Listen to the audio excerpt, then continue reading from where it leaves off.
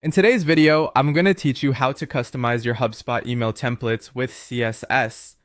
This process will allow you to tailor your email's look and feel to better match your brand's unique identity, creating a more cohesive and engaging experience for your audience.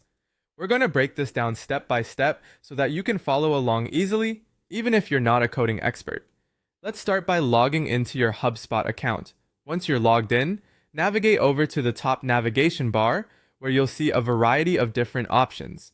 Hover over the Marketing tab. From the drop-down menu, you'll want to select Email. This will take you to the email dashboard where you manage your email campaigns. From here, look for the Templates option and click on it. This section is where all your email templates reside. It's also the place where you can create new templates and edit existing ones. Next, to modify your template, you'll need to open the template editor. When you open the editor, you're presented with a user-friendly interface. However, since we're focusing specifically on customizing the template with CSS, you'll need to switch from the standard editing view to the HTML view.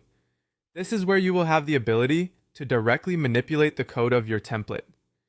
Now that you're in the HTML view, the next piece of the puzzle is to locate the head section of the template code.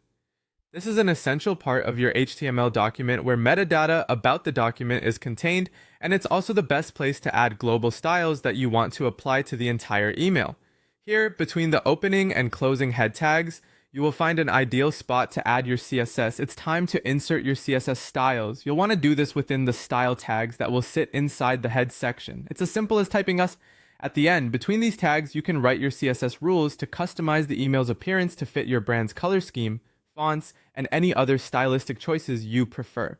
Keep in mind that not all CSS properties are supported by every email client, so it's good to focus on safe CSS practices to ensure broad compatibility.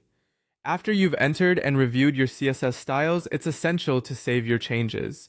This will ensure that none of your hard work is lost. Once your template is saved, take a moment to preview your email. You want to check to make sure that all your styles are being applied correctly and that the email looks just as you envisioned. If something doesn't look quite right, simply go back to the HTML view, debug, and tweak your CSS as needed. By following these steps, you'll have successfully customized your email template with CSS, taking your email marketing efforts to the next level.